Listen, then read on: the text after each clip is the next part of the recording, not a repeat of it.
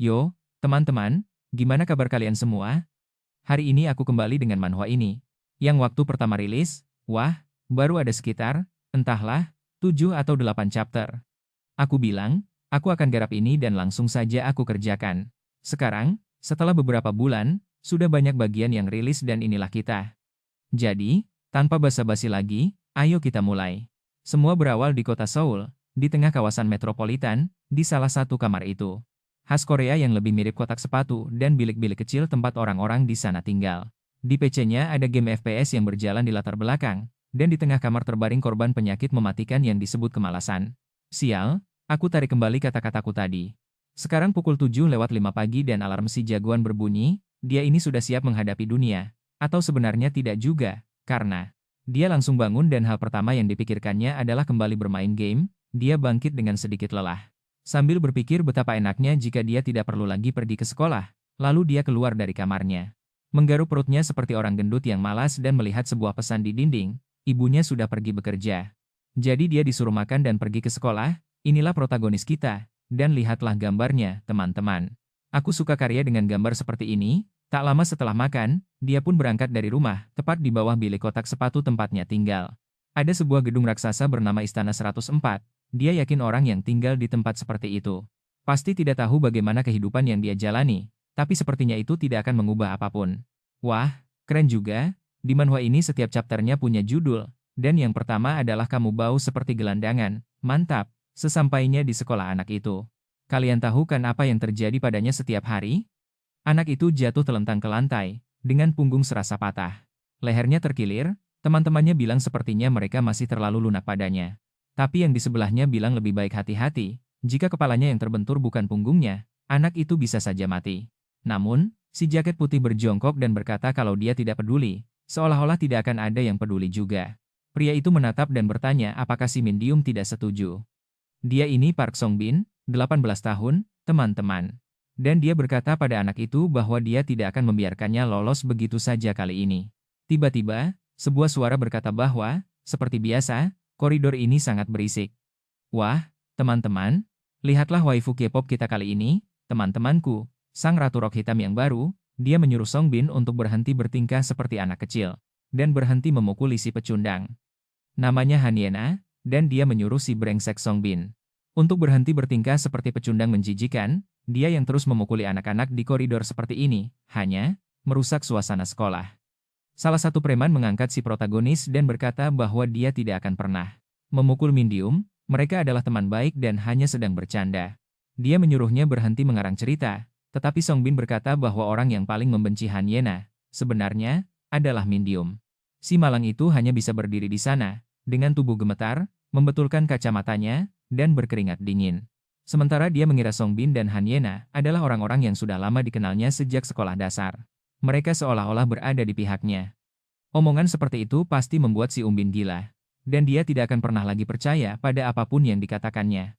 Terakhir kali dia mendengarkan omongannya, dia berakhir di ruang bawah tanah tempat si kelingking itu tinggal. Yang mana itu sangat menakutkan. Kelihatannya, kita punya sebuah kilas balik, ada suatu kekacauan yang terjadi. Dan protagonis kita mengatakan bahwa dia tinggal di salah satu apartemen mewah yang bisa dia lihat dari kejauhan dari rumahnya. Keluarganya adalah pemilik rumah sakit dan sangat kaya, jelas saja dia adalah anak manja sejak dulu. Baik di TikTok maupun di Instagram, gadis itu punya banyak sekali pengikut. Di antara gadis-gadis populer, dialah yang paling populer.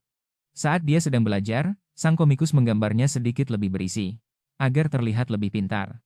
Aku tidak tahu apa hubungannya, tapi, dalam kehidupan sehari-hari dan di media sosial, dia sangat berbahaya. Bung, jagoan kita sudah tahu kalau dia sedang bersiap untuk belajar di Amerika Serikat tahun depan. Dia adalah tipe orang yang dianggap sempurna, tidak ada satupun sifatnya yang bisa dianggap buruk olehnya. Atau, sebenarnya, ada satu, yaitu, dia suka merendahkan orang miskin. Oh, protagonis malangku, masalah terbesarmu justru adalah hal yang paling dia benci, hidup memang keras. Lihatlah ekspresi jijik yang dia tunjukkan saat dia menatap gadis itu, kita kembali jauh ke masa lalu. Dulu di kelas 8, saat dia memberanikan diri untuk berbicara dengannya sekali, Bung, dengan sangat canggung. Dia menghampirinya, permisi, apa kamu berjalan ke arah yang sama denganku? Namun, Bung, gadis itu berbalik dan bertanya apakah dia belum mandi, karena baunya agak tidak sedap. Akan lebih baik jika dia lewat jalan lain, Lihat mata si malang itu melotot, kawan. Dalam percakapan pertama dan kalimat pertamanya, dia sudah menyadari gadis seperti apa yang dia cintai atau benci. Dia bahkan tidak bisa mengerti apa maksudnya berbau seperti orang miskin. Bung, begitulah adanya, ya. Orang Korea membawa persaingan finansial ke level 10, kawan, dan si malang itu masih menerima penghinaan, berpikir bahwa gadis itu selalu wangi. Apakah ini bau orang kaya? Sebenarnya, aku rasa itu hanya karena, ya tahu kan, dia wanita yang menarik. Dan feromonnya menggelitik hidungnya. Di dalam kelas, mereka harus duduk berdampingan. Dan, tentu saja, setiap saat dia harus mendengarkannya, ya kan, mengatakan bahwa dia adalah anak yang wangi, tapi bohong. Meskipun belajar bersamanya untuk waktu yang sangat lama, dia selalu merendahkannya. Anehnya, karena itu, dia jadi tidak begitu mengerti. Bagaimana perasaannya terhadap gadis itu? Bahkan sekarang, di masa kini, dengan penampilannya yang luar biasa, dia bertanya pada dirinya sendiri, apakah dia benar-benar menyukai gadis ini atau ini hanyalah sindrom pecundangnya yang berbicara lebih keras? Akan sangat ironis jika menumbuhkan perasaan pada orang yang telah merendahkannya. Sungguh, itu akan menjadi yang terburuk. Sejak dulu, dia selalu dihancurkan, secara fisik oleh Seong Bin dan secara emosional oleh Han Yena. Itulah sebabnya setiap hari dia memasang wajah seperti itu. Merasa kalah, terhina, malu dengan hidup dan wajahnya sendiri. Beberapa waktu kemudian, di halaman sekolah, teman-teman sang protagonis, sudah kelihatan kalau dia yang menopang sebagian besar saham McDonald's. Sayangnya, kawan-kawan, itu kita banget waktu di sekolah. Bro, mereka lagi ngobrolin anime, manhwa, sama game. Sialan, aku jadi teringat diriku sendiri, tuh, duduk manis, cuma jadi orang bodoh di bangku itu. Tapi, meskipun mereka sedang membicarakan berbagai hal yang disukai oleh protagonis kita, si malang yang baru saja dihina habis-habisan itu hanya bisa termenung sedih, tanpa bicara sepatah kata pun.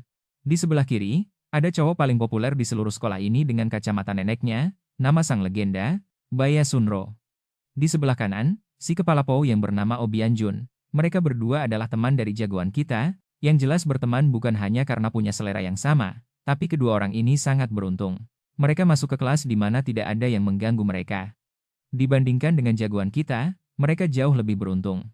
Benar-benar, hanya dia satu-satunya yang dikutuk dengan kehidupan yang menyedihkan dalam segala hal. Teman-temannya memanggil dia yang sedang merana sendirian, saat tiba-tiba dia terkejut, ketika mereka berteriak. Salah satunya menunjukkan foto seorang penari yang sangat seksi, dan bertanya apakah dia akan datang ke konser Lumina. Kalau dilihat dari dekat, idol K-pop sialan ini memang terlihat seperti boneka. Dan si teman culunnya ini sudah tidak sabar ingin pergi ke konsernya, mengangkat tangan ke atas sambil meneriakkan namanya, sambil bilang kalau dia itu seorang dewi, tapi jagoan kita hanya menolak dan berterima kasih atas ajakannya. Mulai hari itu, dia sudah tidak peduli lagi dengan idol manapun, tapi temannya bilang dia tidak boleh menyerah. Begitu saja, kawan. Dia harus tetap menjadi penggemar salah satu dari 5 idol teratas, tapi jagoan kita hanya bilang mau pergi. Raut wajah teman-temannya berubah, mereka berkata, loh, anak ini aneh sekali. Beberapa hari yang lalu, dia masih meneriakkan nama Lumina dengan gembira. Jadi apa yang terjadi? Si Byung-jun hanya bilang entahlah, ya kan? Dia agak penyendiri akhir-akhir ini, mungkin karena rumor yang beredar beberapa waktu yang lalu. Si Sunro bilang kalau seorang cowok jadi pecundang seperti ini hanya karena sebuah rumor itu konyol, tapi si gendut menjawab kalau mereka juga akan bereaksi sama jika mengalaminya. Kembali ke ruang kelas 2 strip 3, jagoan kita duduk di kursinya, sendirian seperti biasa, di detik pertama pelajaran dimulai. Keinginan terbesarnya adalah agar semuanya berakhir saat itu juga. Dia mendengar Chiang Bin dan gengnya mengobrol di belakang, mereka membicarakan seorang cowok yang menatap mereka di koridor, dan sepertinya dia sudah ingin menghajarnya. Cowok yang menatapnya itu kabur dari Korea Utara. Dia penasaran bagaimana bisa si brengsek itu ada di Korea Selatan. Saat itulah salah satu dari mereka menoleh ke samping, dan aku pun. Kelihatannya, dia ini yang paling sangar. Dan, kawan, dari wajahnya saja sudah kelihatan kalau dia jago berantem. Aku sih bakal langsung kabur. Dia bertanya siapa yang sedang mereka bicarakan. Itu pasti si raja pertarungan, si jagoan bernama Kang Haekshaw. Nama orang itu benar-benar Haekshaw, Bung, lebih baik kamu pergi saja, hei Seong Bin. Tapi, dia langsung bilang iya, kalau dia memang sedang membicarakan si pecundang itu dan bertanya apa dia punya masalah. Dia langsung mencengkeram kerahnya, tapi Haekshaw menyuruhnya untuk mengecilkan suaranya. Seong Bin bilang kalau ibunya adalah pekerja yang jujur dan mencoba mengangkat anak itu dari kerahnya. Tapi, Bung, si Kang Haekshaw hanya berdiri dia menatap dan tidak terjadi apa-apa. Teman-temannya datang dan berkata pada Seong Bin, hentikan, dasar bodoh, Kamu akan dihajar habis-habisan. Anak itu punya kata hack di namanya, dan dia juga dari Korea Utara. Apa kamu sudah gila? Tapi, si Seongbin, sepertinya sudah gatal, ingin dihajar. Dia berbisik di telinganya dan berkata bahwa si brengsek itu datang dari utara hanya untuk mati di Seoul. Jadi lebih baik dia diam saja di sana. Orang itu pun pergi, dan yang paling berkeringat dingin dari semua keributan ini adalah anak kita, yang diam di pojokannya, seperti biasa. Kelasnya sampah, sekolahnya sampah, hidupnya pun sampah. Saat perjalanan pulang, dia sekali lagi berkata pada dirinya sendiri bahwa besok dia tidak akan kembali ke tempat ini. Tidak akan pernah. Tidak kembali lagi ke tempat ini adalah jalan pintas tercepat menuju kebahagiaan. Tiba-tiba, seseorang di sampingnya memanggil, "Hei, nak, ketemu si Seongbin lagi ya?" Sialan, dia seperti kloningan terkutuk, ada di mana-mana. Si brengsek itu bahkan berkata kalau anak itu muncul di waktu yang sempurna. Tepat saat dia sedang ingin membeli rokok. Dia menyuruh protagonis kita untuk meminta nenek-nenek di depan sana untuk membelikannya. Hanya saja saat itu, si malang ini, teman-teman, mulai kehilangan kesabarannya. Dan di dalam kepalanya, dia berpikir tidak akan kembali ke sekolah lagi. Kalau begitu, setidaknya dia harus memaki si brengsek ini sekali saja. Hanya saja, bukan sekarang evolusi anak kita dimulai. Dia hanya membayangkan dirinya memaki lalu berjalan pergi. Meskipun begitu, si Seongbin bertanya kenapa dia mengabaikannya. Teman-temannya di belakang mulai menertawakan si pecundang itu, mengatakan bahwa sekarang bahkan si pecundang pun mengabaikannya.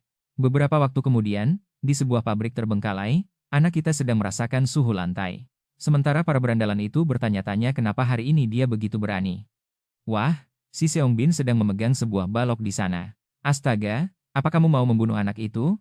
Biar ku beritahu ya, dia itu protagonisnya. Kalau kamu membunuhnya, ceritanya akan tamat, tolong biarkan dia hidup, dan si berandalan itu bahkan berkata bahwa sejak sekolah dasar, dia telah membiarkannya menjalani hidup yang terlalu mudah. Sepertinya, bahkan teman-teman Seongbin pun tidak peduli jika anak kita mati. Nak, kalian semua akan masuk penjara. Dan Minjun, dari lantai, berkata bahwa mereka boleh membunuhnya, dia tidak peduli sama sekali. Karena dia memang sudah tidak ingin hidup lagi. Tapi, dia merasa kasihan pada Seongbin. Aku tidak mengerti mengapa dia mengatakan itu. Tapi, orang itu langsung menendang perutnya. Si berandalan itu bahkan berkata lebih baik jangan pernah berpikir untuk menulis namanya di surat wasiat. Kalau dia mencoba menekan Alt F4. Wah, gila, dia bilang kalau si Minjun melakukan itu, dia harus menyelesaikan masalahnya dengan ibunya, Bung. Beberapa saat kemudian, si malang kita ada di sana, masih tergeletak dan hancur lebur. Kembali di ganggang kumuh, dia menaiki tangga yang sama seperti biasa, sambil berkata pada dirinya sendiri bahwa jika dunia berakhir, besok, itu akan sangat luar biasa. Dia menoleh ke belakang dan melihat gedung-gedung milik orang kaya itu.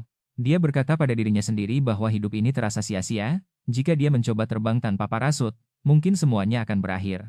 Wah, dia benar-benar sampai di gedung orang kaya itu. Tapi seseorang memanggil anak itu dan, dari cara bicaranya, aku sudah tahu siapa orangnya. Benar, dia adalah idol K-pop kita yang galak, teman-teman. Dia ingin tahu apa yang sedang dia lakukan di sana. Dia yakin anak itu tidak tinggal di sana, jadi, apa yang sedang dia lakukan di depan apartemen ini? Sebaiknya aku tidak bilang kalau dia mulai ingin menyusup ke rumah orang lain. Lihat wajah putus asa anak kita itu, kan, Nona? Dia datang ke sini hanya untuk logout dari server, sementara gadis itu mengira dia datang untuk mencuri. Dan dia ada di sana, mengganggunya, bertanya apakah dia sedang mengantar sesuatu atau, jangan-jangan, dia benar-benar ingin mengambil sesuatu dari sana. Si malang itu hanya mengepalkan tangannya, sambil berpikir bahwa dia tahu betul, bahwa dia tidak tinggal di tempat seperti ini. Satu-satunya alasan dia pergi ke sana adalah karena dia ingin semuanya berakhir di sana. Benar?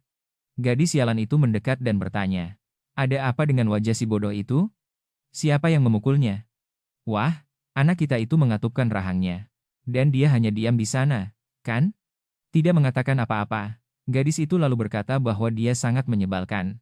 Jika dia dipukuli separah itu oleh si Ongbin ini, kenapa dia tidak melawan orang itu, tepat setelah dipukuli sekali? Setidaknya itu tidak akan pernah terjadi lagi, asalkan dia mulai membela diri setiap saat. Melihat seseorang sepertinya di hadapannya bahkan membuatnya merasa menyedihkan. Sungguh, dia tidak becus dalam hal apapun. Jadi, setidaknya dia harus punya keberanian untuk melawan, kalau tidak, dia akan menjalani hidup yang menyedihkan ini selamanya. Astaga, gadis ini juga tidak berhenti bicara. Wah, mesin caci maki. Apa-apaan ini, Nona? Matikan. Tegangannya 220 volt, lihat itu. Anak kita itu sekarang pergi. Dia sudah hancur lebur, bahkan keinginan untuk mengakhiri segalanya telah hilang, Bung.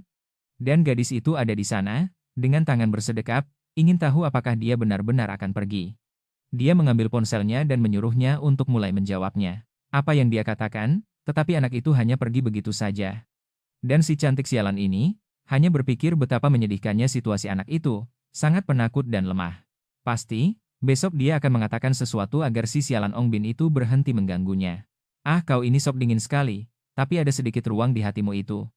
Beberapa saat kemudian, kembali di ganggang kota, di sanalah anak kita, masuk ke dalam kotak sepatunya. Hal pertama, yang akan dia lakukan, nak, tentu saja, kita nyalakan PC kecilnya untuk main game. Wajah anak itu babak belur. Bersihkan lukamu itu, Hoi. Nanti semuanya terinfeksi, lalu kepalamu akan meledak, sambil memakai headphone-nya.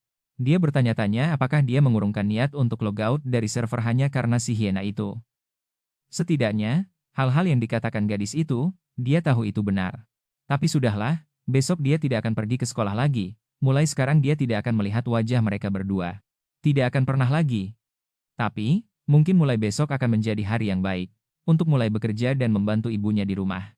Saat itu juga, teman-temannya di Discord sudah menyuruhnya untuk segera masuk, karena mereka punya banyak pertandingan untuk dimainkan. Waktu terus berjalan dan hari mulai malam, mereka sudah menutup jendela, dan, sepertinya, bermain sepanjang hari. Saat itu, dia sedang menggila, bro, hanya dengan M4A1, menjadi monster di dalam game. Lalu, salah satu temannya di panggilan suara, bilang kalau dia harus pergi sebentar dan akan segera kembali. Dia merasa aneh, menyuruh temannya itu untuk tetap di sana, setidaknya selesaikan pertandingannya. Tapi, temannya itu menjawab bahwa dia harus pergi karena ada urusan mendesak. Dia sedang bermain dengan teman-teman sekolahnya, dan Bianco, salah satunya, si gendut itu, bilang kalau dia harus pergi. Saat itulah Mendium melihat dan menyadari kalau sudah jam 10 malam. Wah, harinya sudah berakhir, tapi teman-temannya, di panggilan suara, menyuruhnya untuk melihat berita. Dunia sedang dalam kekacauan total. Tiba-tiba, seseorang menggedor pintunya dengan keras, yang membuatnya kaget. Dia melepas headsetnya, sedikit bingung, tanpa mengerti apa yang sedang terjadi. Perlahan-lahan dia bangkit, berjalan menyusuri koridor, sampai di depan pintu, ingin tahu siapa orang gila ini. Gagang pintunya terlihat seperti bergerak, dan dia di sana, tidak mengerti apa yang diinginkan orang ini. Dia melihat dari lubang intip untuk mengetahui siapa itu dan, benar saja, ada seorang pria berdiri di sana, bergerak dari satu sisi ke sisi lain. Itu adalah salah satu tetangga dari lantai atas, dan orang itu, dengan suara yang sedikit bergetar, menyuruhnya untuk membuka pintu. Mendium bertanya-tanya apakah mungkin pesanannya dikirim ke lantai yang salah lagi. Tapi, wah, kalau kau lihat punggung orang itu, kau akan lihat dia meninggalkan jejak berwarna merah. Anak itu berpikir kalau pria itu mabuk, dan ingin mengganggunya. Tapi, dia tahu kalau orang ini akan terus menggedor pintu sepanjang hari, sampai dia membukanya. Itu karena dia memang selalu menyebalkan seperti itu. Jadi, dia memutuskan untuk segera membukanya untuk menyelesaikan masalah ini. Begitu pintunya terbuka, dia melangkah ke samping, sedikit ragu-ragu, untuk bertanya ada apa. Tapi ekspresinya berubah dalam sekejap. Pria di depannya seluruh pakaiannya basah kuyup oleh darah. Saat itu juga, Mendium kaget dan bertanya apakah pria itu baik-baik saja dan apakah dia mau dipanggilkan ambulans. Tapi, wah, paman itu membuka mulutnya lebar-lebar dan menerjang ke arahnya untuk menggigitnya.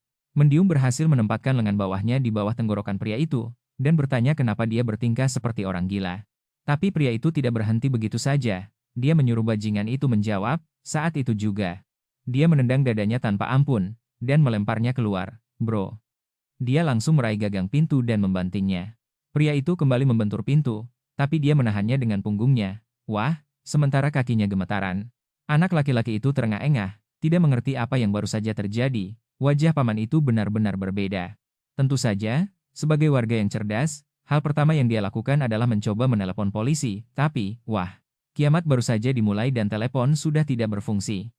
Sebenarnya, sepertinya ini sudah dimulai sejak beberapa waktu lalu, karena dia sudah menerima pesan peringatan sejak jam 9 pagi, tapi karena dia bermain game seharian, ya, sibuk berkelahi di sekolah dan akhirnya tidak melihat apa-apa. Dia mendengar beberapa suara dari samping jendela kecil di lantai itu. Lihat saja, ini adalah hal yang luar biasa, sebuah rekayasa kapitalis. Jendela di atas dinding yang sejajar dengan lantai jalanan, luar biasa. Kalau hujan turun 5 ml air saja, rumahmu akan kebanjiran. Benar-benar jenius yang merencanakan ini, dan hal pertama yang dia lihat di luar adalah banyak orang yang sedang dimangsa, sementara yang lain berlarian meminta tolong.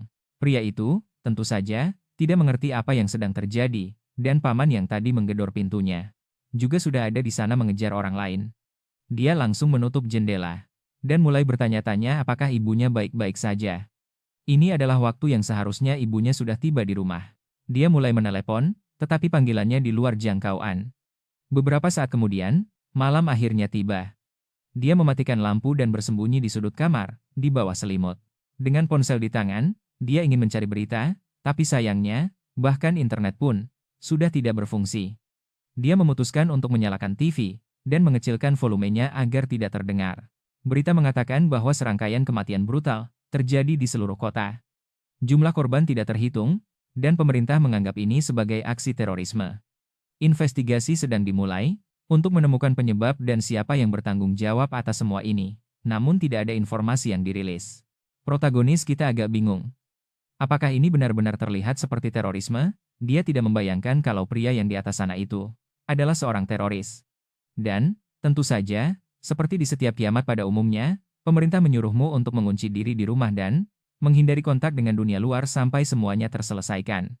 Namun, tiba-tiba, sebuah berita darurat diumumkan, di jalanan Busan, salah satu yang paling ramai, serangan-serangan mulai terjadi. Insiden kekerasan seperti ini dilaporkan terjadi di mana-mana, di seluruh Korea. Polisi dan pasukan militer mulai bergerak, tetapi tampaknya sangat sulit untuk dikendalikan. Protagonis kita, yang kecanduan game zombie, sudah mulai menyadari bahwa ini terlihat seperti skenario yang tidak asing.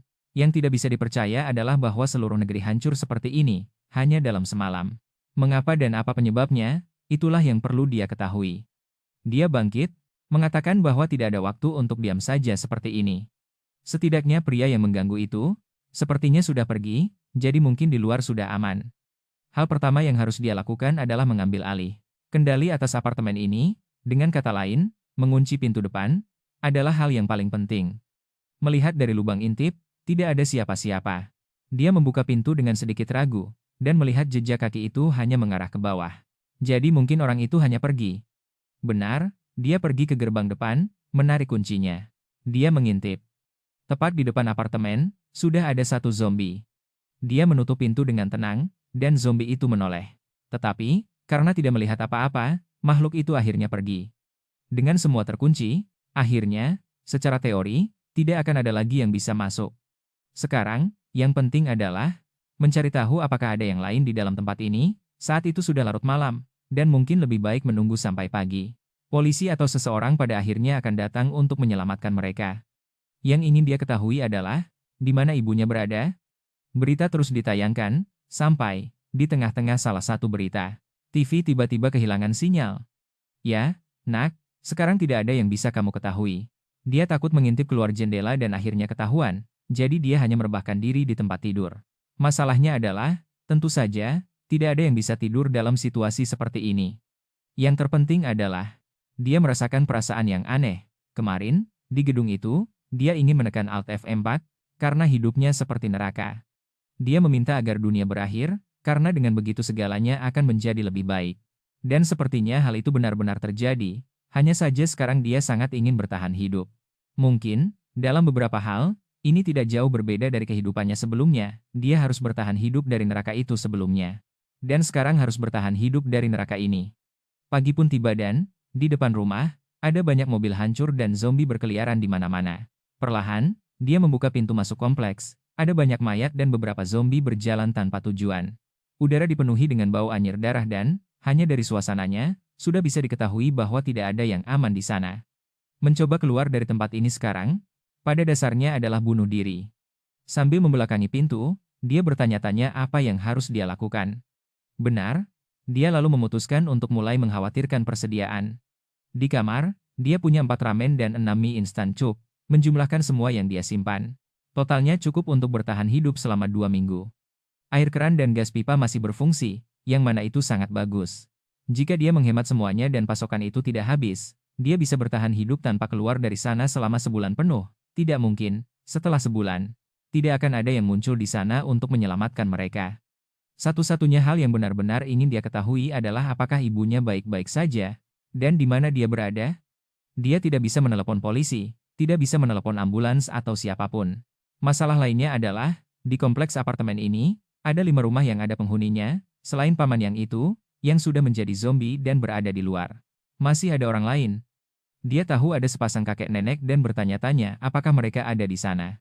Dan saat itu dia teringat bahwa ada seorang anak SMA yang tinggal di lantai paling atas. Setiap hari Selasa, ketika dia berangkat ke sekolah, dia melihat pria itu membawa pacarnya. Karena kemarin adalah hari Selasa, secara teori, pacarnya itu pasti menginap di sana. Jadi, dia memutuskan untuk memeriksa lantai terakhir, untuk melihat bagaimana keadaannya. Dia tidak bisa hidup di tempat di mana dia bahkan tidak tahu apakah ada zombie atau tidak. Dia pergi dari pintu ke pintu untuk mendengarkan suara di dalam setiap apartemen. Jelas dia ingin tahu apakah ada orang di sana, tapi dia juga tidak mau menarik perhatian. Tidak ada suara apapun yang terdengar, dan sekarang yang tersisa hanyalah pria di lantai paling atas. Sambil melihat ke anak tangga terakhir, dia hanya berharap orang ini tidak sama seperti paman yang berubah menjadi zombie itu. Aku pikir dia benar-benar bodoh, kan? Naik tangga itu tanpa senjata di tangan. Bung, ambillah sesuatu. Ya, dia di sana ketakutan karena pintunya terbuka. Tapi ya, kalau ada zombie di sana, apa yang akan kamu lakukan? Pasti dia harus lari seperti orang bodoh lagi. Dan saat tiba di puncak, dia melihat pintu rumah pria itu juga terbuka, dan dia memutuskan masuk untuk memeriksa apakah semuanya baik-baik saja. Dan hal pertama yang dia lihat adalah banyak perabotan berantakan. Dia menyadari tidak ada siapa-siapa. Namun, pada saat itu, sesuatu menarik perhatiannya. Di sudut kiri ruangan ada darah di lantai. Dia tidak melihatnya pada awalnya, tapi di kamar mandi, gadis itu sudah dimangsa dan pria itu berdiri di sampingnya. Dan sang protagonis berkata bahwa pada hari kedua kiamat itulah hidupnya berubah total. Meskipun dia tidak bisa melihat siapapun, dia merasakan sebuah kehadiran. Dengan kaki yang sudah gemetar, dia mulai melangkah mundur. Rencananya sangat sederhana, keluar dari sana setenang mungkin agar tidak membuat keributan dan tidak menarik perhatian siapapun. Tentu saja, seperti protagonis bodoh pada umumnya, dia menyenggol pot tanaman dengan sikunya. Yang jatuh ke lantai dan pecah, jelas menimbulkan suara yang sangat keras. Dia mendengar suara dari dalam dan langsung lari, karena sekarang tidak ada pilihan lain. Tapi sialnya, dia malah tersandung kakinya sendiri. Dialah musuh terbesarnya sendiri. Sekarang aku jadi lebih suka dengan si licik itu. Orang seperti ini harus dipermalukan, demi Tuhan. Dengan posisi canggung dan, tentu saja, kebodohannya itu memberi waktu bagi pria yang sudah berubah menjadi zombie. Untuk mendekat, nama bab ketiga adalah, kenapa kamu di sini? Dan saat itu mereka saling berhadapan. Dia baru saja bangkit di depan balkon. Wah, protagonis kita langsung beraksi. Dia berhasil menghindar dengan merundukkan bahunya. Dan saat makhluk itu akan menggigit punggungnya, dia bangkit, meraih kakinya dan melemparkannya ke lantai bawah. Sana rasakan dinginnya lantai, tapi, jelas sekali, itu terjadi secara tidak sengaja dan dia sekarang jatuh di lantai. Tidak percaya pria itu benar-benar jatuh dari gedung. Dia putus asa dan terengah-engah. Dia lari keluar, membuka gagang pintu, menuruni tangga, kembali ke rumahnya dan menjatuhkan diri ke lantai. Sekarang dia merangkak di dalam kamarnya. Dengan posisi canggung dan tangan gemetar, dia bertanya-tanya apakah pria dari lantai atas itu sudah mati. Itu berarti dia, pada saat itu, telah membunuh seseorang. Namun, dia cepat menenangkan diri. Dia berkata tidak, dia tidak membunuh siapapun. Itu bukan salahnya, pria itulah yang menyerangnya lebih dulu. Dia hanya membela diri. Ya, teman-teman, inilah tipe protagonis yang manusiawi itu, paham kan? Kalau kamu pikir dia akan tiba-tiba membangkitkan es sistem dengan misi harian, lakukan 3 push-up dan aku jadi makin kuat, hal seperti itu tidak akan terjadi. Dia hancur, hanya karena tidak sengaja membunuh satu zombie. Dia merana di kamarnya, tidak percaya bahwa dirinya adalah seorang pembunuh. Dia menghabiskan sepanjang hari itu tersiksa oleh rasa bersalah karena telah membunuh seseorang, meskipun itu tidak disengaja. Pada akhirnya, tindakan merekalah yang membuat pria itu jatuh dari atap. Karena itu, dia bangun di tengah malam, pergi keluar dan memutuskan untuk melihat ke jalanan. Pria yang dia jatuhkan dari atas sana, masih menatap sambil berdiri di sana. Dan si sialan itu berbalik, leher dan kakinya lebih bengkok daripada mie. Setelah 10 menit di dalam panci, gelandangan itu berdiri di sana, agak tidak percaya, bagaimana bisa pria itu masih hidup, dengan tubuh bengkok seperti itu? Zombie itu mulai mendekat dan pada saat itulah dia akhirnya sadar, pria ini bukan lagi manusia. Lihat ekspresinya, dia sudah menyipitkan matanya. Kamu mulai marah ya? Dia meminta maaf pada pria itu, tetapi, sayangnya, dia hanyalah zombie. Tepat pada hari itulah rasa takutnya terhadap makhluk-makhluk ini mulai menghilang. Keesokan harinya, 3 hari setelah kiamat dimulai, setelah makan mie instan, dia sudah tahu, cepat atau lambat listrik dan gas akan diputus. Pertanyaannya adalah kapan, dan itulah sebabnya dia sengaja memakan makanan yang membutuhkan energi, untuk disiapkan terlebih dahulu. Masalahnya adalah, apakah benar dia hanya diam di sana menunggu sampai seseorang datang untuk menyelamatkannya? Mungkin akan lebih buruk jika dia mencoba melakukan sesuatu, ketika sudah tidak ada pilihan lain, karena tidak ada orang lain yang muncul selain pria dari atap itu. Mungkin tidak ada lagi orang yang terinfeksi di sekitar sini. Setidaknya, dia harus naik ke atas untuk menyalakan api untuk meminta bantuan atau semacamnya. Dia menatap barikade yang dibuatnya. Dia yakin, besok dia harus keluar. Mungkin karena dia sudah siap untuk menyerah pada hidup beberapa hari yang lalu. Atau karena apa yang dia alami di atap hari itu, tetapi, untuk beberapa alasan, dia tidak lagi takut pada zombie.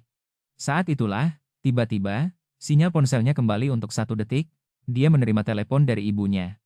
Begitu dia menjawab, ibunya bertanya di mana dia dan apakah dia baik-baik saja. Dia bilang dia baik-baik saja, dia bersembunyi di rumah mereka dan ingin tahu di mana ibunya berada. Ibunya menjawab, bahwa dia dibawa oleh beberapa tentara yang sedang mengevakuasi kota. Tepat pada hari di mana semuanya dimulai. Mereka bahkan tidak mengizinkannya pulang dan, saat itu, ponselnya tidak berfungsi. Saat ini, dia berada di sebuah penampungan di kota Seunan. Dia, saat ini, tidak perlu mengkhawatirkannya. Dan jika dia ada di rumah, jangan pernah keluar dari sana. Ibunya akan memastikan bahwa pada akhirnya, beberapa tentara akan datang untuk menyelamatkannya. Lalu, dia mengatakan sesuatu tentang kota Seunan, tentang lingkungan sekitar. Saat tiba-tiba panggilannya terputus. Sinyal sialan ini memang tidak pernah stabil, tapi ya sudahlah.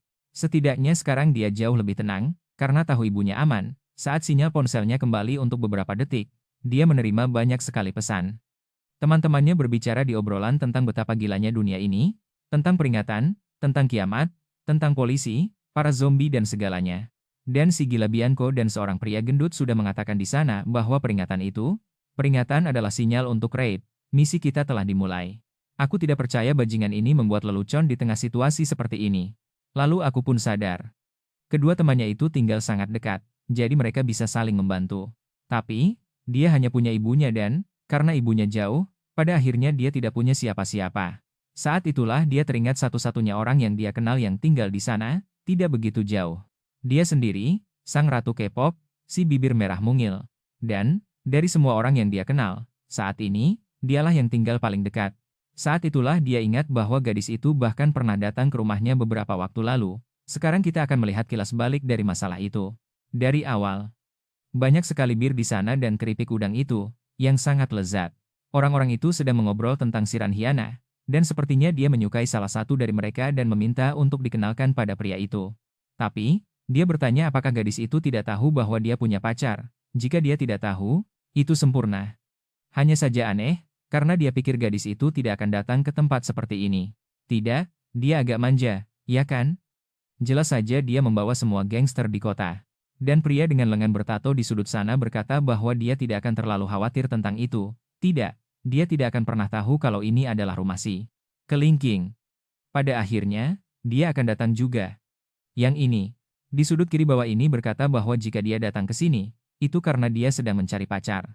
Si pria bertato, yang baru sekarang aku sadari, kurasa itu Seungbin, kan? Atau mungkin saudara kembarnya, sangat mirip. Dia bilang kalau gadis itu datang, dan aku menemukan kesempatan yang sempurna. Saat itu dia mengeluarkan ponselnya, dan berkata bahwa gadis itu baru saja menghubunginya. Sepertinya, dia benar-benar sudah tiba, dia sedang menunggu di luar. Tinggal menjemput gadis itu, pemuda kita si medium terlihat kaget bahwa gadis itu benar-benar datang ke sana. Iya kan, Bung? Dia sudah mengenalnya sejak lama dan tahu betapa dia menyukai seseorang. Kasihan. Wanita sialan itu datang dengan cantik seperti biasa, tapi, lihatlah raut wajah jijiknya, yang sudah dia tunjukkan. Satu pengemis saja tidak muat di kamar ini, tapi ada 7 pria yang putus asa mencari wanita. Dan satu-satunya wanita yang ada di planet ini telah tiba. Tapi, kawan-kawan, itu dia, kan? Dia berhenti di pintu. Dan berkata bahwa tempat ini agak aneh. Orang-orang itu menyuruhnya masuk dan duduk dengan nyaman, tapi, dia langsung berkata akan pergi.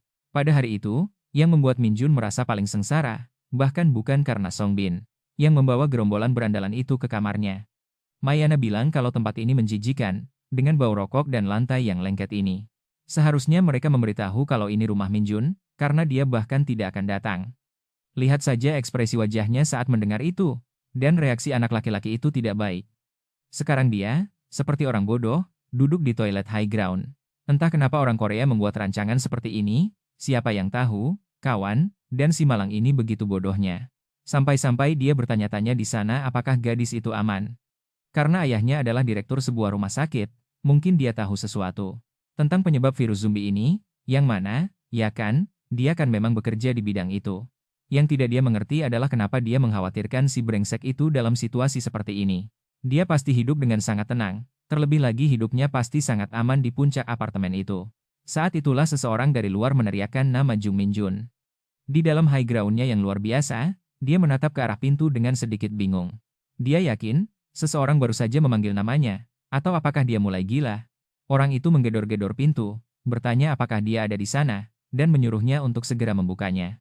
Sementara si bodoh itu terbelalak di sana, sepertinya dia mengenali suara wanita itu, suara yang paling galak dari semuanya. Mencakar-cakar, sambil berjongkok, mengetuk jendela lantai milik anak itu. Tapi, tentu saja ketukan itu tidak luput dari perhatian. Dia melirik ke samping, dan gerombolan zombie sedang datang, setidaknya salah satu dari mereka pincang. Mereka akan butuh waktu untuk sampai. Dia terus mengetuk jendela, menyuruhnya membuka. Kasihan, dia tampak putus asa. Meminta tolong. Dan luar biasa. Oh, dasar wanita sialan, setelah begitu banyak menghina. Protagonis kita memang hebat, dan tepat pada saat itu, Minjun membuka pintu dan menyuruhnya untuk cepat masuk. Tentu saja dia masuk, lalu Minjun menutup dan mengunci pintunya. Gerombolan zombie itu tetap di luar.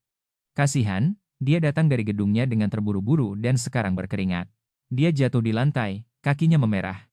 Minjun tahu, sepertinya, gadis itu menderita untuk bisa sampai ke sini.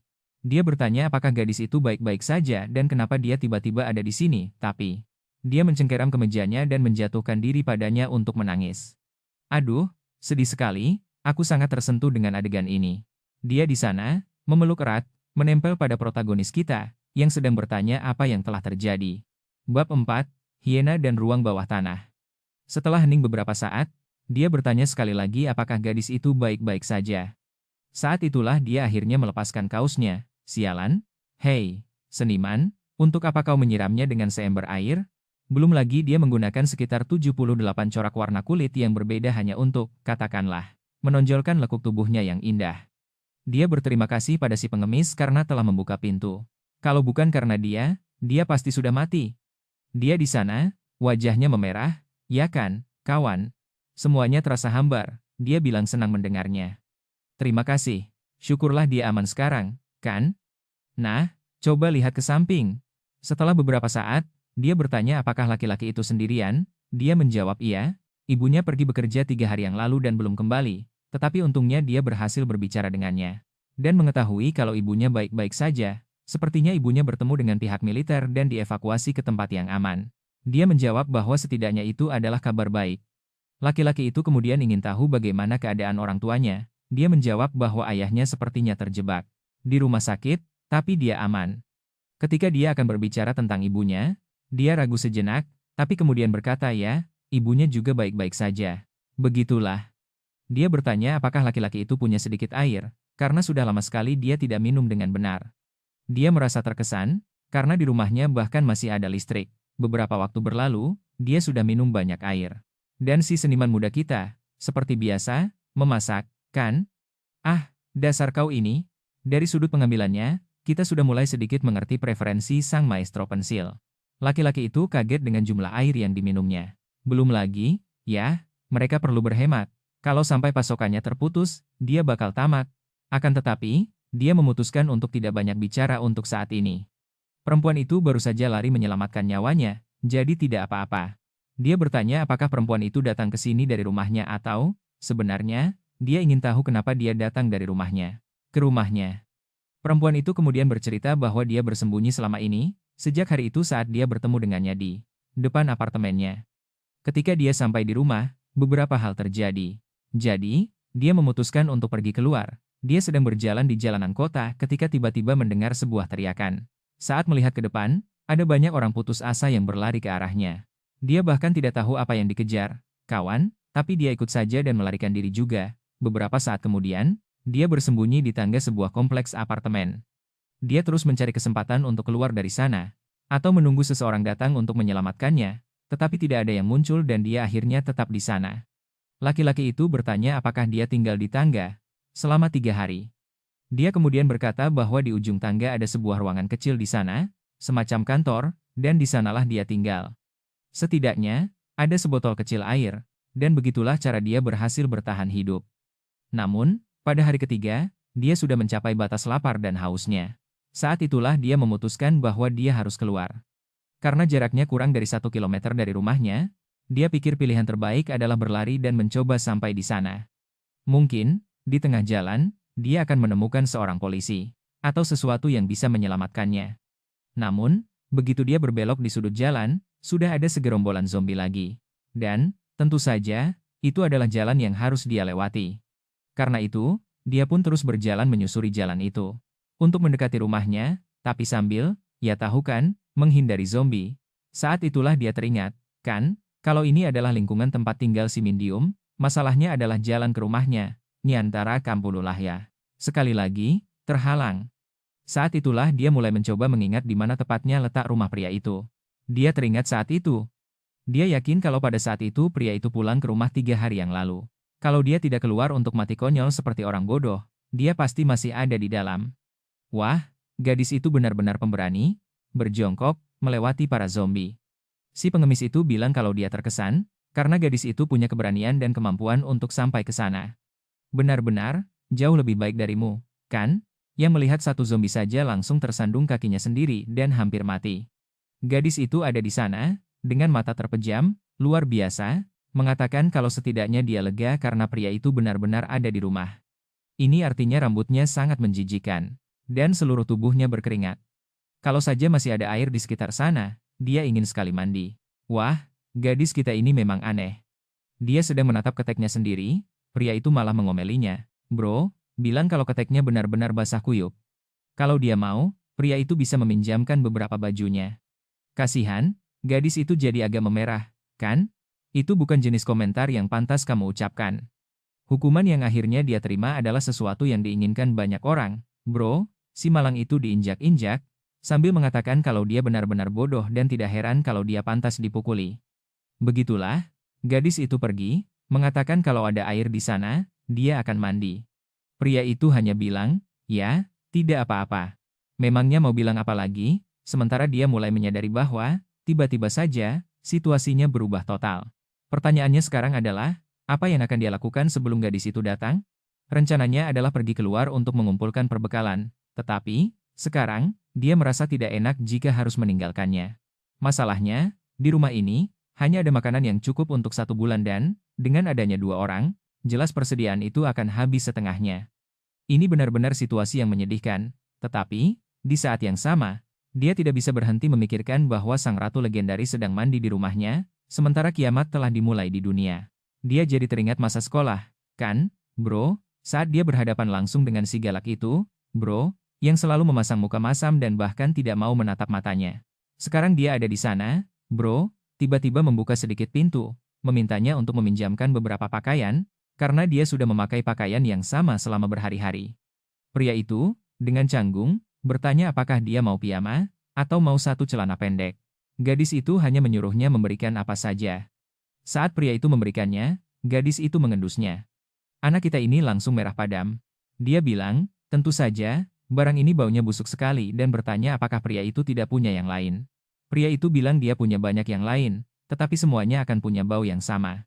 Gadis itu memakainya dan berkata bahwa bau pakaian ini hampir tidak tertahankan, tetapi, tidak apa-apa, dia akan memakai barang ini sampai pakaiannya kering. Pria itu, si dokter, ada di sana, masih sempat mengatakan kalau dia baru saja mencucinya dan bertanya kenapa. Gadis itu menjawab kalau mungkin itulah yang terjadi pada pakaian, jika kamu tinggal di tempat seperti ini. Namun, dia pergi, mengatakan tidak banyak yang bisa dilakukan. Protagonis kita tidak percaya, bertanya-tanya apakah wanita itu benar-benar punya masalah kepribadian. Situasi seperti ini sama sekali tidak masuk akal, dia malah mengkhawatirkan baunya. Beberapa waktu berlalu, malam pun tiba, Pakaiannya masih dijemur di sana untuk dikeringkan dan mereka sudah makan ramen. Dia lalu bertanya apa yang akan mereka lakukan. Sepertinya, tidak akan ada tim penyelamat yang datang. Dia lalu mengatakan bahwa rencananya, sebelum dia tiba, adalah pergi ke tempat lain, tapi dia bilang itu gila. Mereka kan masih punya makanan, jadi untuk apa mengambil risiko? Dia hampir mati berkali-kali untuk sampai di sini. Jadi, jika pria itu berpikir untuk keluar, dia tidak akan ikut. Dengan agak canggung, dia menjawab bahwa dia mengerti. Dia tidak mengatakan mereka harus pergi, dia hanya mengatakan itulah yang sedang dia pikirkan sebelum wanita itu datang. Sekarang karena dia ada di sini, mereka bisa menunggu tim penyelamat bersama-sama. Tapi, wanita bipolar gila itu lalu bertanya apa yang akan mereka lakukan. Kalau kehabisan makanan, pria malang itu hanya bisa terdiam. Sialan, jadi sebenarnya apa maumu, Nona?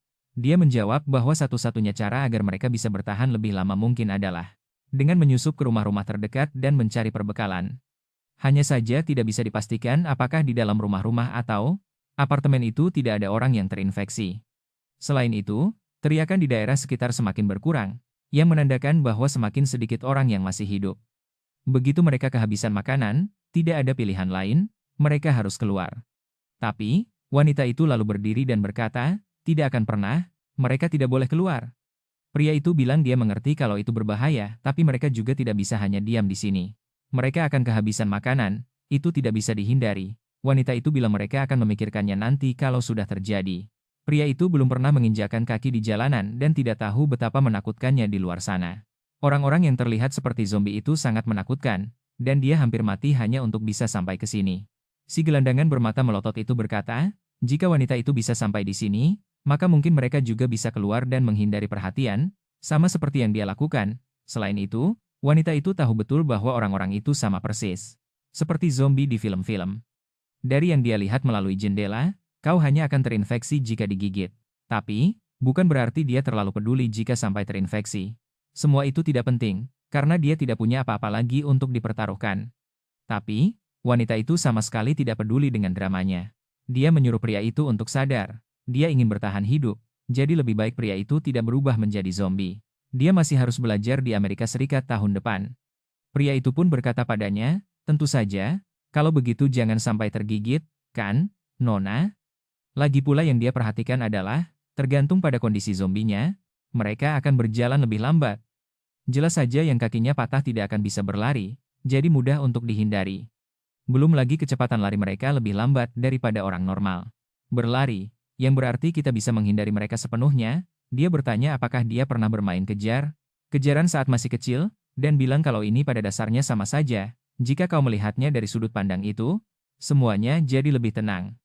Tapi, dia membuat wajah masam, mengatakan kalau dia sudah gila karena menyebut ini seperti bermain kejar-kejaran. Pria itu berulah lagi. Dia berbaring, mengatakan kalau sekarang dia ingin tidur sebentar, dan bertanya apakah dia punya selimut. Dia bilang iya dan menyiapkan tempat tidur yang sempurna di sana, bersebelahan, dasar jagoan. Tapi, tentu saja dia tidak menerimanya, kan? Dia bertanya apakah dia sudah gila karena berpikir akan tidur berdempetan dengannya seperti itu, dan langsung menunjuk ruangan itu, dan menyuruhnya tidur di sana. Dia, dengan canggung, menyuruhnya untuk ingat, kan, kalau ini adalah rumahnya. Dia tidak sudi tidur di depan pintu kamar mandi. Ekspresinya pun berubah. Dia bilang tidak apa-apa, dia sudah mengerti. Dia adalah tamu tak diundang, dan mungkin sudah gila untuk sesaat. Dia akan tidur di tempat lain di sana, dan pria itu boleh tidur di kasur yang nyaman. Pria itu memanggilnya, dia menyuruhnya untuk tidak khawatir, Jan, dia akan berada di samping tangga berdarah itu, sementara pria itu di atas kasur yang empuk. Pria itu bilang ini gila, dan di dalam rumah jauh lebih aman. Tapi, dia hanya menyuruhnya berhenti mengkhawatirkan si penyusup rumah ini, karena dia akan pergi. Jagoan kita akhirnya mengalah, kan, kawan-kawan? Dia bilang baiklah, menyuruhnya berhenti mengomel. Di sanalah dia, tidur di depan dapur. Sejujurnya, tidak terlalu buruk juga, jelas akan jauh lebih baik jika di sampingnya. Dia memejamkan mata, mengatakan kalau bagaimanapun juga dia akan mudah tertidur, karena dia lelah. Setidaknya, bagaimanapun juga dia masih berada di dalam rumah. Dan, berkat wanita itu, dia tidak lagi begitu sendirian. Tapi, sungguh, wanita sialan itu tidak bisa diam. Malam pun tiba, dan dari luar terdengar beberapa zombie mengerang. Waktu terus berjalan, dan si hiena tidak bisa tidur. Para zombie terus membuat keributan, keributan, keributan, sampai akhirnya dia memanggil nama Mindium. Pria itu berbalik, bertanya ada apa. Astaga! Saat itulah dia bertanya apakah pria itu, kebetulan, tidak ingin tidur di kamar kecil itu. Tentu saja si bandel itu menerimanya, kan? Tapi kalau kau pikir dia akan tidur berpelukan, tidak. Dia ada di pojokan, seperti orang bodoh yang membuat keributan di kelas dan dihukum oleh guru. Nama bab 5 adalah, Jangan Tinggalkan Aku Sendiri. Berbaring di tengah seprai, dia bilang suara zombie ini agak aneh. Dia sudah mendengarnya ratusan kali. Saat bersembunyi di tangga, tapi, tetap saja, itu adalah sesuatu yang belum bisa membuatnya terbiasa. Dan itu menakutkan. Dan dia juga bilang kalau dia merindukan ibunya. Kasihan pria itu ada di pojokan, ya? Tanpa banyak bicara. Lalu, hari pun pagi dan mereka berada di atap. Di rumah-rumah atau di setiap lantai gedung, semuanya penuh dengan zombie dan darah. Yang dari hiena itu, kan? Pria itu bangun, si cantik juga, menatapnya dari atas. Persis seperti aku, ingin tahu sampai kapan si sialan ini akan tidur, padahal dia bilang sangat ketakutan. Dia terlihat sangat tenang. Sudah jam 9 pagi ketika si Tuan Putri akhirnya bangun. Di dunia ini, tanpa beban. Saat dia menoleh ke belakang, cowok kita sedang memakai jaketnya. Dia ingin tahu kemana pria itu akan pergi. Dia bilang sedang berpikir untuk pergi lagi ke lantai atas untuk melihat-lihat. Saat itu juga, dia bangun, mengatakan kalau itu gila. Kalau dia bisa saja terinfeksi dan ada banyak zombie di lantai atas. Dia mengabaikannya dan hanya ingin tahu apakah wanita itu mau ikut atau tidak. Tentu saja dia menjawab tidak. Setelah itu, dia menutup pintu dan sudah menaiki tangga, seperti biasa. Tanpa senjata apapun di tangannya, karena IQ-nya 16, dia jenius kiamat. Namun, salah satu hal yang membuatnya takut adalah pintu masuk itu. Kacanya mulai retak. Meskipun sudah dilapisi film, masih ada risiko. Tapi dia tidak bisa berbuat banyak dan memutuskan untuk terus naik. Saat itulah seseorang di belakangnya berkata baunya sangat tidak enak. Tentu saja itu wanita itu, mengatakan kalau dia punya firasat buruk tentang apa yang mereka lakukan. Dia jadi sedikit bingung. Tapi, ya, karena wanita itu ikut, dia memutuskan untuk melanjutkan. Di atap apartemen, ada mayat pacar dari pria yang meninggal. Wah, situasi di sana tidak bisa dipahami. Dan si gelandangan merasa aneh karena dia bahkan tidak bergerak, kan? Dia tidak berubah menjadi zombie, gadis yang rendah hati. Dia tidak takut dan bahkan mendoakannya. Saat keluar dari rumah itu, dia bertanya apakah tidak ada siapa-siapa. Dan dia bilang ada, tapi orang itu sudah meninggal dan lebih baik dia tidak melihat pemandangannya. Lalu, dia tidak terlalu tahu harus menjawab apa, tapi hanya menurut. Mereka berdua kemudian berpikir untuk menyalakan api unggun. Masalahnya adalah mereka tidak bisa menjaga api tetap menyala sepanjang waktu, dan jika mereka menundanya untuk menyalakan. Saat mereka melihat helikopter, mungkin asapnya tidak akan naik cukup cepat. Dia memutuskan untuk mulai berteriak, bertanya kepada para tetangga apakah ada seseorang di lantai atas. Namun, pria itu menyuruhnya untuk mengecilkan suara, mengatakan kalau itu hanya akan menarik lebih banyak zombie ke arah mereka. Kaca di pintu masuk mulai retak, jadi itu bukan ide yang bagus dan, tanpa banyak pilihan, mereka berdua terus bertahan hidup sendirian di tempat itu. Beberapa saat kemudian, dia bertanya apa MBTI pria itu. Dari yang aku cari tahu, itu adalah tes kepribadian. Dia bilang dia belum pernah melakukannya. Wanita itu bilang dia adalah orang pertama yang dia kenal. Yang belum pernah melakukan tes itu, mungkin bahkan tidak punya Instagram dan, kalaupun punya, pengikutnya kurang dari 50. Dia menjawab, ya, tanpa terlalu peduli. Wanita itu kemudian ingin tahu apa hobinya. Apa pekerjaannya? Saat dia mengungkapkan bahwa dia adalah seorang gamer, dia ingin tahu game apa saja yang dimainkannya. Dia bilang kalau akhir-akhir ini dia sedang main game kecil-kecilan membunuh zombie yang namanya Raid Z. Dia menjawab kalau itu lucu sekali, dia sedang main game zombie, dan dunia malah berakhir dalam situasi yang sama.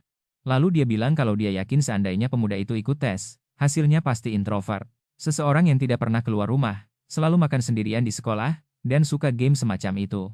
Nggak mungkin dia seorang ekstrovert. Dia bertanya apakah pemuda itu spontan atau reaktif, dan pemuda kita hanya berpikir kalau cewek sialan ini banyak bacot.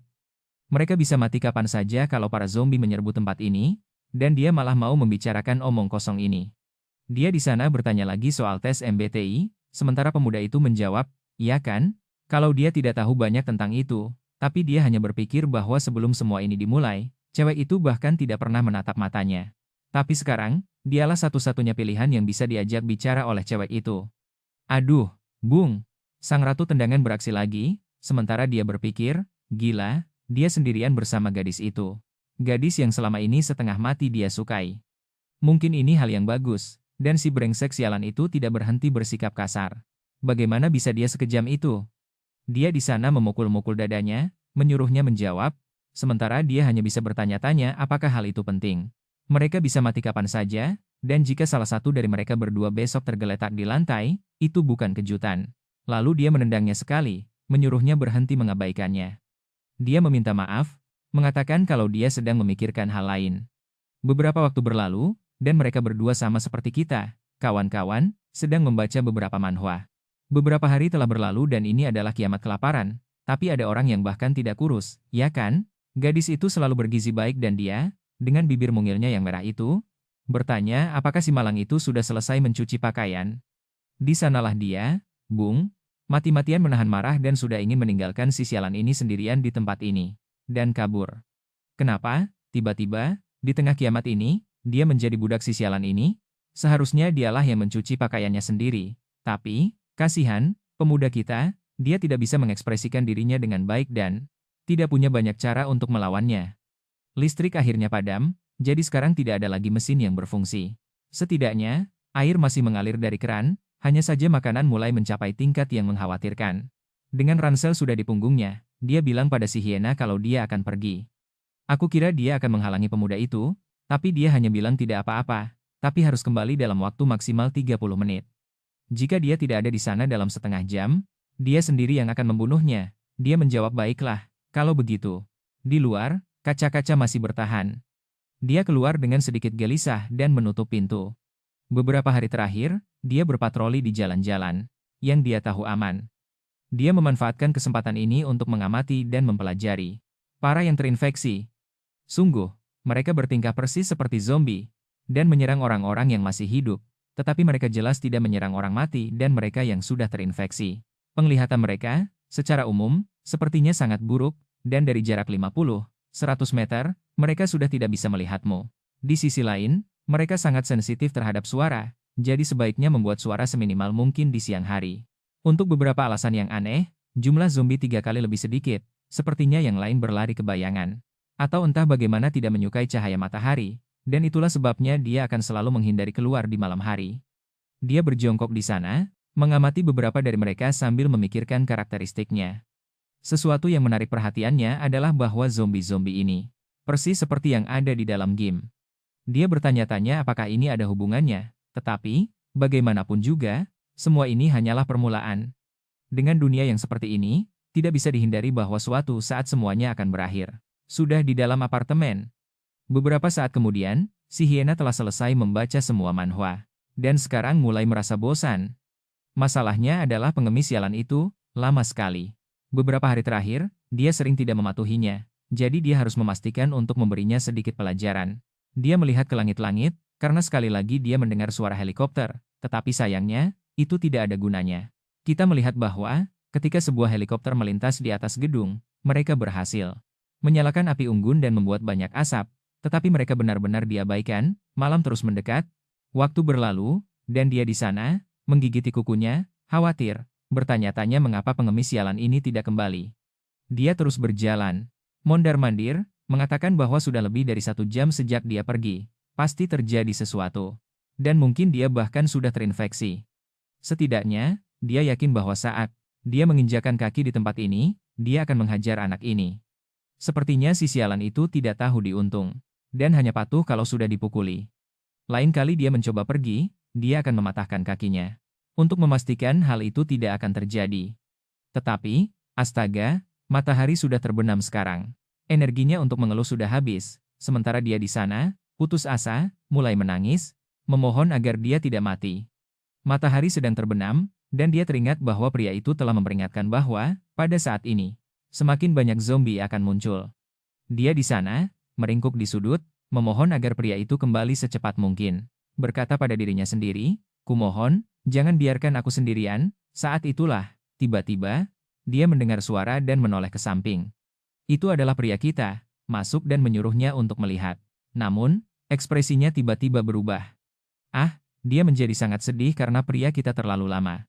Dia bilang si bajingan itu terlambat berjam-jam dan bertanya apakah dia ingin mati. Dia langsung maju untuk meninjunya. sambil mengatakan bahwa dia pantas dihajar, tetapi pria itu memberikan sebuah pamflet, mengatakan bahwa helikopter-helikopter yang lewat menjatuhkan ini. Dia melihatnya jatuh dari kejauhan, dan akhirnya, butuh waktu lama untuk pergi ke tempat itu dan mengambilnya.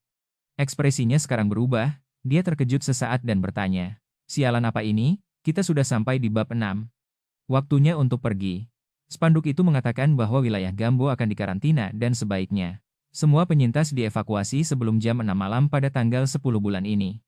Masalahnya adalah, kawan, kalau itu adalah besok, bagaimana mereka bisa kabur dari seluruh tempat ini dengan begitu cepat? Dia menyuruh untuk melihat bagian belakang pamflet, di mana ada catatan tingkat bahaya setiap wilayah. Wilayah tempat mereka berada saat ini ditandai sebagai waspada, tetapi Yongchon yang ada di dekatnya ditandai sebagai aman. Satu-satunya masalah adalah wilayah-wilayah lain di sekitarnya ditandai sebagai sangat berbahaya, yang berarti sebentar lagi tempat ini juga akan menjadi lebih berbahaya. Diam di sini saat ini sambil menunggu bantuan adalah pilihan terburuk. Gadis malang itu, namun, tidak tahu bagaimana mereka akan kabur dari tempat ini secara tiba-tiba. Belum lagi, urusan karantina macam apa ini, apa yang akan mereka lakukan? Si Mendium berpikir bahwa, meskipun wilayahnya dianggap memiliki tingkat infeksi yang rendah, tetap saja ada orang terinfeksi di mana-mana. Dia bahkan tidak mau membayangkan bagaimana keadaan di tempat yang sangat berbahaya, tapi dia tidak punya pilihan lain, selain percaya bahwa ini benar. Jika wilayah di utara semuanya terkontaminasi sepenuhnya, mungkin lebih baik mereka pergi ke selatan.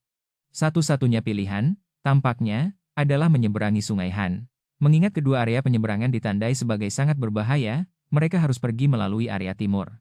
Dalam perjalanan, mereka akan melewati kota yang ditandai aman itu. Dia mencoba memahami alasannya. Mungkin ada militer atau sekelompok penyintas yang berhasil bertahan di sana.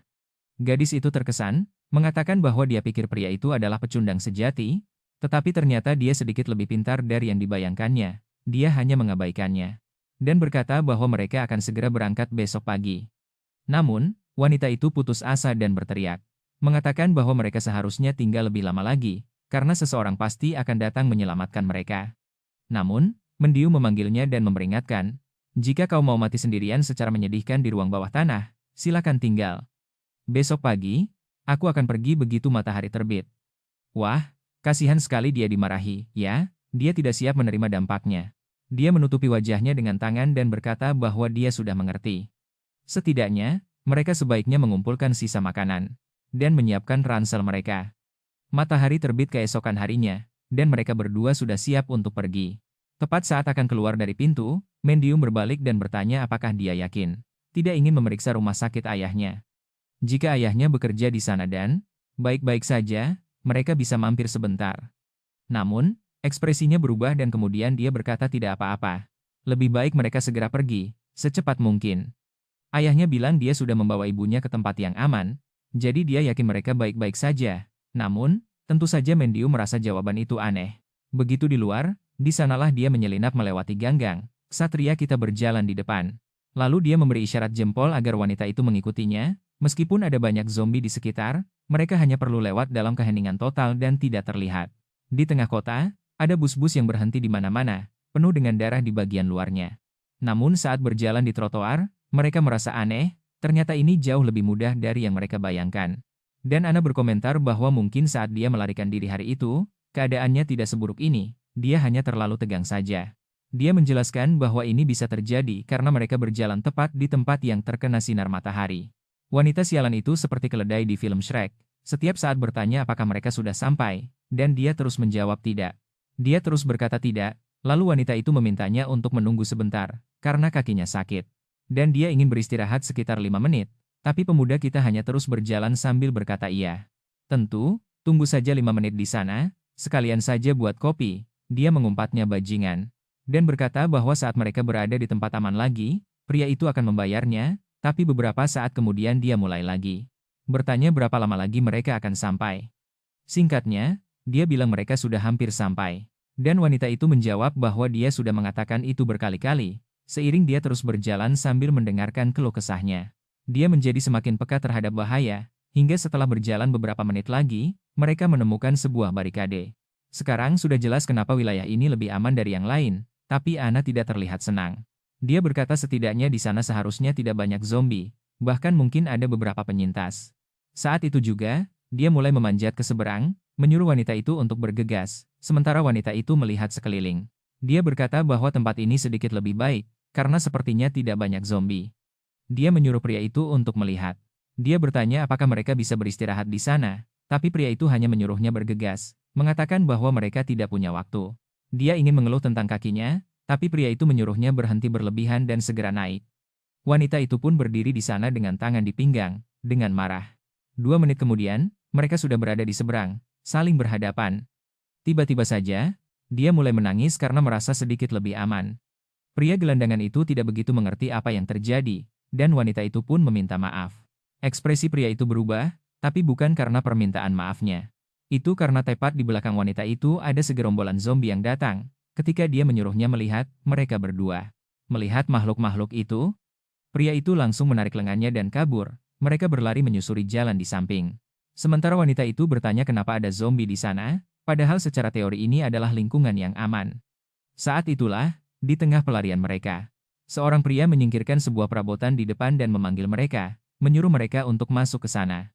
Begitu mereka berdua masuk, dia membantu pria itu menutup kembali jalan dengan perabotan dan menyuruh wanita itu untuk segera lari. Mereka menghitung sampai 3, namun tepat saat perabotan itu akan ditarik, seekor zombie datang dan menghalanginya. Pria gelandangan itu memanggil pria tadi, menyuruhnya untuk berhati-hati, namun perabotan itu jatuh menimpa si zombie. Saat itu, pria itu langsung berlari, menyuruh semua orang untuk kabur. Dia menoleh ke si hiena, menyuruhnya untuk cepat lari. Bro. Mereka berdua lari melewati gang, di depan ada tumpukan perabotan lain yang menghalangi jalan ke seberang jalan. Tingginya setidaknya sekitar 2-3 meter. Dia bilang sayangnya mereka harus melompat, tapi saat jatuh, pergelangan kakinya malah terkilir. Si gembel tidak percaya ini terjadi sekarang, dan masalahnya, saat itu juga, dia mendengar sesuatu. Di sebelah kiri, beberapa zombie sedang mendekat, sekarang tidak ada cara untuk kabur. Karena kakinya terkilir, dan dia teringat saat wanita itu berkata, bahwa cara dia bertindak sangat membuat frustrasi. Jika seseorang terus memukulinya seolah-olah dia barang, dia seharusnya melawan setidaknya 1 kali. Kalau tidak, dia tidak akan pernah punya keberanian untuk membela diri. Melihat caranya yang selalu kabur membuat wanita itu merasa menyedihkan. Dan sekarang, jagoan kita akhirnya mengeluarkan senjata, bro, dan si Ratu K-pop tidak percaya. Sambil bertanya apa yang akan dia lakukan, berhadapan langsung dengan para zombie, dia berkata, bro, dia akan memberi like, dan kau ingat chapter sebelumnya berakhir saat si protagonis kabur bersama si laba-laba? Si brengsek sialan yang selalu menghina jagoan kita, yang sebenarnya juga pantas dihina, dasar pecundang sialan. Mereka hampir dikepung oleh zombie dari 2 sisi, saat dia mengeluarkan pisaunya, sambil berkata, kalau memang harus mati di sini, maka, nak, kristal si laba-laba menjadi 0, dia tergeletak di sana, ketakutan. Sementara si gembel berkata pada dirinya sendiri, tidak akan pernah aku mati dengan kabur secara menyedihkan. Aku yakin, kalau dia yang pergelangan kakinya terkilir, si ratu itu pasti akan lari dan membiarkannya mati seperti orang bodoh. Tapi, saat itu, sebuah motor kecil melaju kencang di dekat sana. Seseorang menyuruhnya menunduk, bro, saat si gembel menoleh ke belakang. Dan anak sekolah itu datang lalu menghantam kepala zombie dengan pemukul. Geng itu berteriak, berkata, sial, kena telak, ayo, bro. Dan yang satunya lagi datang dengan skuter. Tahan yang ini, bro. Mereka memukulinya di sana, sambil berkata, mati kau, anak har. Sementara si protagonis cupu itu hanya berdiri kebingungan, si gila itu malah bersenang-senang, sambil berkata, gila? Bro, melihat kepalanya meledak itu keren banget. Kau gila, datang dengan sepeda dan melancarkan pukulan itu keren sekali. Lalu dia menoleh ke belakang dan berkata, hei, Ratu, apa yang kau lakukan di sini? Dan ekspresinya, dengan bibir mungilnya yang seperti disengat lebah itu, terlihat sedikit bingung dan, saat itu, si bro berkata, wah, siapa pria di sebelahmu itu? Si gembel, jagoan kita, yang sangat membutuhkan alur evolusi, langsung ngompol di celana, menyadari bahwa dia dalam masalah besar.